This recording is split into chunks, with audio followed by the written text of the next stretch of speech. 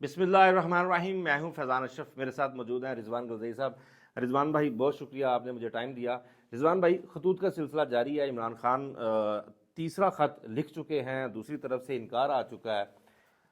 खतूत का सिलसिला जारी है, अंदरूनी कहानी आपसे जानेंगे, और दूसरा जो आपसे सबसे अहम जो टॉपिक है उस पर बात करेंगे कि अली अमीन गंडापुर साहब, आपने जो खबर दी थी कि अली अमीन गंडापुर साहब को हटाने के हवाले से इमरान खान साहब का फैसला हो चुका है, तो ये कब तक इम्प्लीमेंट होगा। लेकिन इस टॉपिक पे आने से पहले हम खतूत वाला जो मामला है उस पर बात करेंगे कि अंदरूनी मामला क्या चल क्या रहा है। बहुत शुक्रिया फैज़ान अशरफ साहब। देखें, इमरान खान 3 ख़त उन्होंने लिख दिए हैं आर्मी चीफ के नाम। और ये खतूत का सिलसिला क्यों शुरू हुआ, असल ये है कि इमरान खान के इस्टेब्लिशमेंट के साथ जो बैकडोर राब्ते थे, जो अली अमीन गंडापुर के ज़रिए भी हुए, फिर बाद में बैरिस्टर गौहर की एक आर्मी चीफ से मुलाकात हुई, उसके बाद DGISI से उनकी मुलाकात हुई, और कहा यह गया उसके बाद कि एक तीसरी मुलाकात भी होगी। लेकिन जो मुलाकात के दौरान उनकी गुफ्तगू हुई या जो चीज़ें हुई, उस पर इमरान खान राजी नहीं थे। और जो सीधी बात यह है कि इमरान खान किसी तौर पर भी मशरूत रिहाई नहीं चाहते, और जो इस्टेब्लिशमेंट है वो इमरान खान को किसी तौर पर भी गैर मशरूत तौर पर रिहा नहीं करना चाहती। ये बहुत क्लियर बात है। तो जाहिर है जब ये डेडलॉक है तो उसके बाद मामलात आगे नहीं बढ़ सकते। तो इमरान खान ने उन्होंने कहा जी ठीक है, फिर हम अपनी जदोजहद जारी रखेंगे और मुझे कोई प्रॉब्लम नहीं है, मैं जेल में इतने अरसे से हूँ और कई अरसा मुझे गुजारना पड़ेगा, मैं गुजार लूंगा। उसके बाद उन्होंने जो उनका एक सिलसिला है, उन्होंने प्रेशर डालने के लिए पहले आपने देखा कि उन्होंने इंटरनेशनली भी इस मामले को उठाया। उनके जितने भी इश्यूज हैं, 9 मई, 8 फरवरी, 26 नवंबर, उस हवाले से उन्होंने इंसानी हुकूक की तंजीमों से बात की। इंटरनेशनली आपने देखा कि ओवरसीज पाकिस्तानियों ने इस मामले को बड़ा ज़बरदस्त तरीके से उठाया, और फिर उसका एक हमें नज़र भी आया वो अमली तौर पर कि कुछ यूरोपीय यूनियन की तरफ से खतूत आए, फिर कांग्रेस ने लेटर लिखे, फिर ट्वीट्स हुई, ये सारी चीज़ें हुई। लेकिन जाहिर है उसका इतना ज़्यादा प्रेशर नहीं लिया गया। इस वक्त जो रिजीम है वो ना कोई इंटरनेशनल प्रेशर ले रही है, ना इंटरनल प्रेशर ले रही है, ना अदलिया के हवाले से उनके ऊपर कोई प्रेशर है, उन्होंने सारी चीज़ें कंट्रोल की हुई हैं।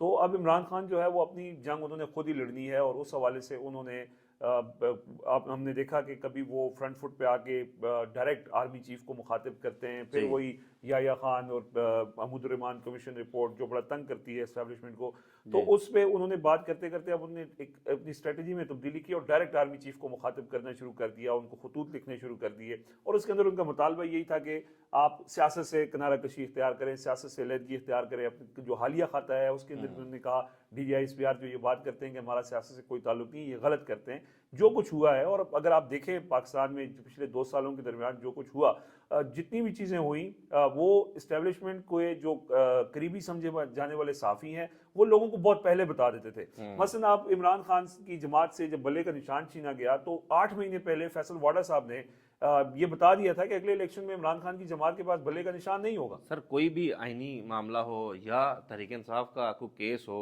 किसी भी अदालत में हो, निचली अदालतों में हो, सुप्रीम कोर्ट में हो, हाई कोर्ट में हो, तो उसका फैसला पहले ही आ चुका होता है। बल्कि बेंच जब बनता है ना, तो तभी पता चल जाता है कि फैसला क्या आने वाला है। अच्छा, फिर वो देखें, फैसल वाडा ने 8 महीने पहले बताया, काजी फायजिसा ने वो उस पर अमल कर दिया।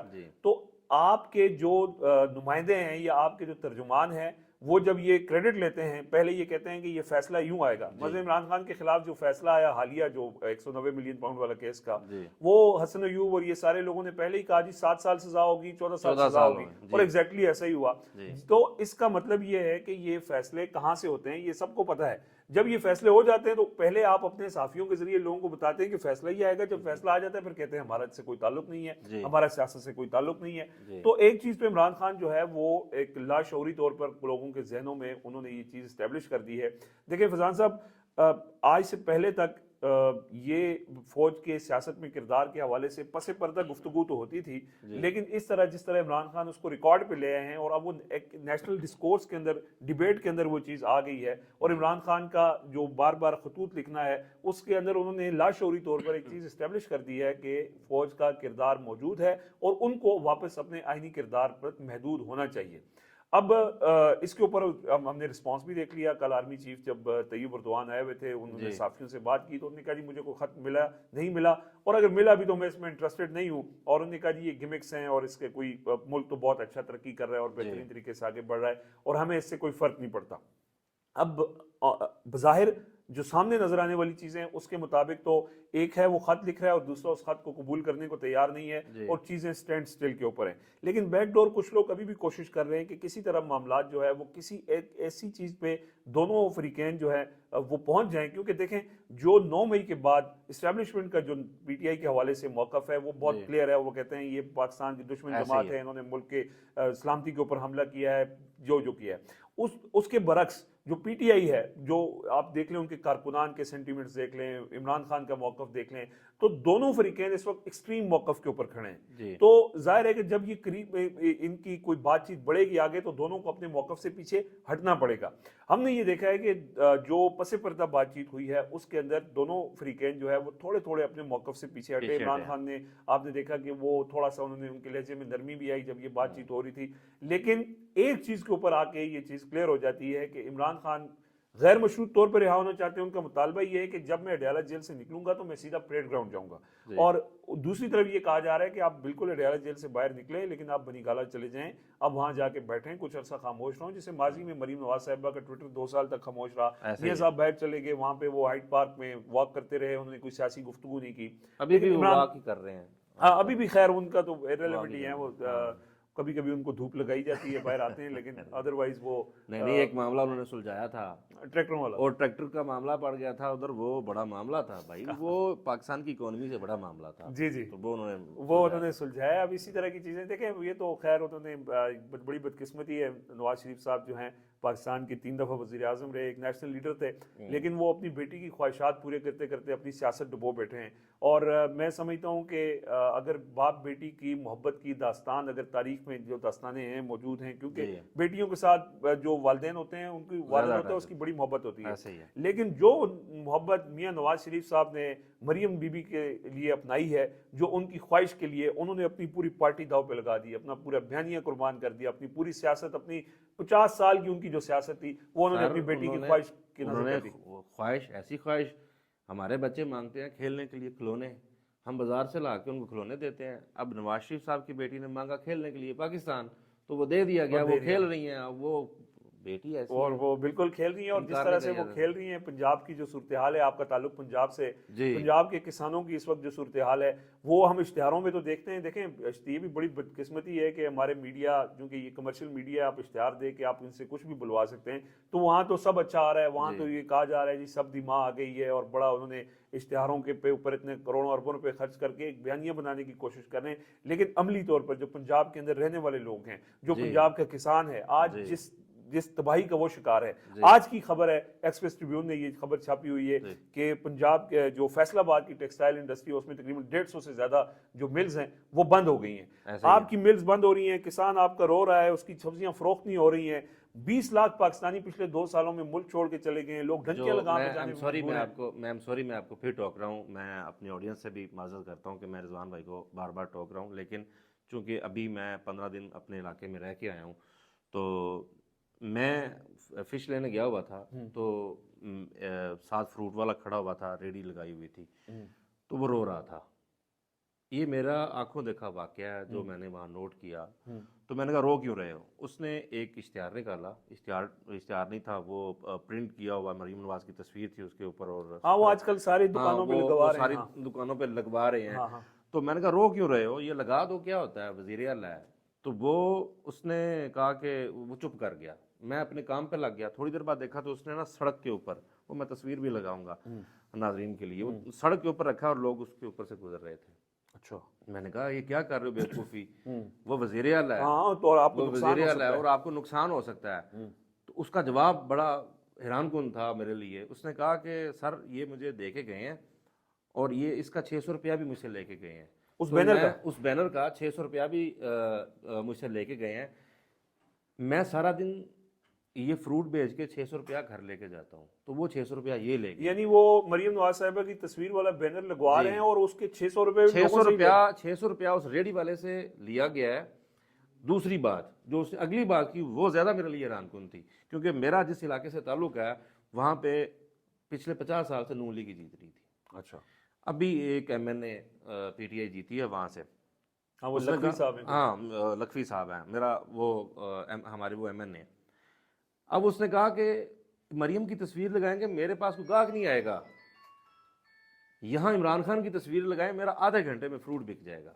ये हालात लेकिन है वो सर। इमरान खान की तस्वीर पंजाब के अंदर लगाने की इजाजत नहीं है। सर आप झंडा जेब में नहीं रख सकते पीटीआई का। ये बड़ी बदकिस्मती है फैजान अशरफ साहब, और हम इसके ऊपर ज़ाहिर है बात करते भी रहे, करते भी रहेंगे। जो जुल्म हो रहा है पंजाब के अंदर और जो नज़र आ रहा है वहाँ तो सब अच्छा है। खैर हम क्योंकि हमारे पास वक्त आपके पास वक्त की कमी है, मेरे पास नहीं है मेरे पास बहुत वक्त है। लेकिन अच्छा हम वापस आते हैं अपने टॉपिक की तरफ। अली अमीन गंडापुर के हवाले से देखें, हम जो मुज़ाकरात की बात कर रहे थे, अली अमीन ने कोशिश की कि इमरान खान के और एस्टेब्लिशमेंट के दरमियान राब्ते अच्छे हो जाएं, मुज़ाकरात कामयाब हो जाएं, कोई थोड़ा बहुत ले दे के चीज़ें बेहतर हो जाएं, लेकिन वो नहीं करवा सके क्योंकि इमरान खान अपने मौक़िफ़ से पीछे हटने को तैयार नहीं है। जो अली अमीन गंडापुर को हटाए जाने का मामला है वो थोड़ा सा डिफरेंट है। ये बड़ा इंपॉर्टेंट है और तमाम नजरें केपीके पे।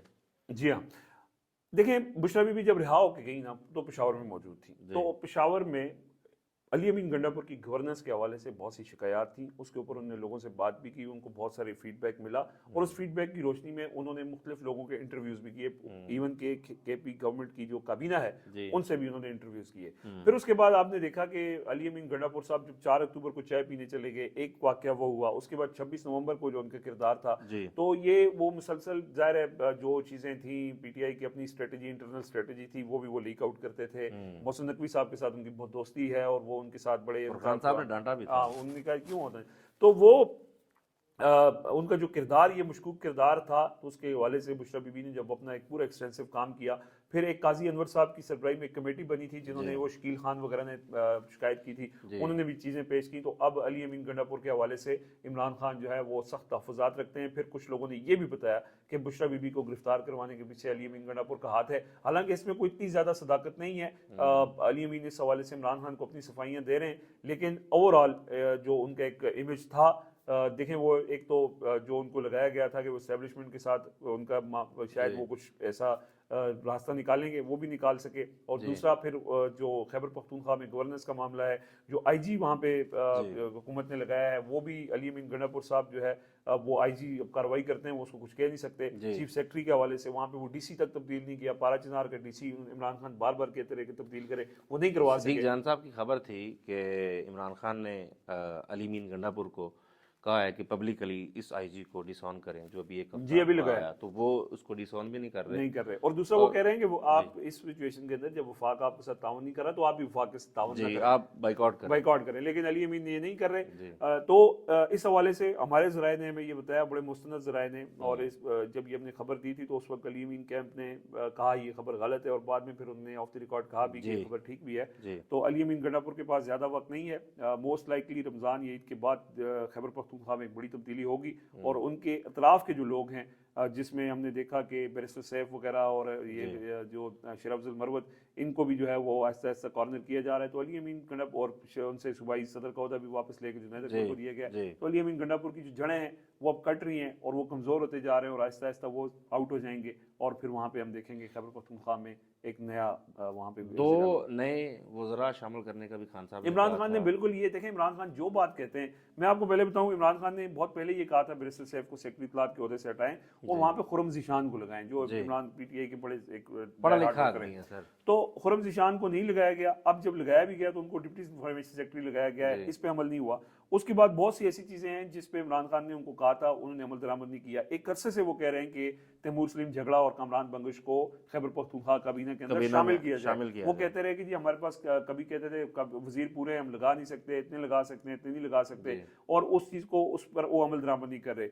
तैमूर सलीम झगड़ा और कामरान बंगश, ये जब अपना इलेक्शन पेशावर में, आप सोच सकते हैं पीटीआई का कोई बंदा इलेक्शन हार जाए, इनको इलेक्शन हरवाने के पीछे भी अली अमीन गंडापुर साहब का किरदार था। और इस हवाले से इमरान खान ने तहकीकात का भी हुक्म दिया है कि हमारे जो लोग वहाँ पे फॉर्म 47 जिनके तब्दील हुए हैं, उनको उसके ऊपर तहकीकात करवाई जाए। ये अली अमीन गंडापुर को उन्होंने कहा हुआ, एक 9 मई के ऊपर जुडिशल कमीशन बनाया जाए, और एक ये हमारे जो लोग आ रहे हैं इसके ऊपर तहकीकात करवाई जाए। क्योंकि ये बात हमने बहुत पहले 3 के प्लेटफॉर्म से ये खबर दी थी कि तैमूर सलीम झगड़ा हो, कामरान बंगश हो, इनको इनकी फॉर्म 47 तब्दील करवाने के हवाले से भी अली अमीन गंडापुर का किरदार था। फिर आतिफ खान शहराम तरक्की को सूबाई असम्बली के टिकट इन्होंने नहीं जारी किए, इसी वजह से ताकि वज़ीर आला का उम्मीदवार कोई और हो ना, और मैं वज़ीर आला का उम्मीदवार बनूं। तो ये सारी चीज़ें आहिस्ता आहिस्ता जब तहकीकात होंगी, सामने आएंगी, तो फिर बड़ी चीज़ें, बड़े राज खुलेंगे। चलें जी, बहुत शुक्रिया आपका। इमरान खान साहब के सामने 2 महाज हैं, एक तो वो एस्टेब्लिशमेंट के साथ वो महाज है, दूसरा पार्टी के इंटरनल मामलात का उनके सामने महाज है। देखते हैं कि मामलात कहाँ तक पहुँचते हैं। हमें दीजिए इजाज़त, अल्लाह हाफिज़।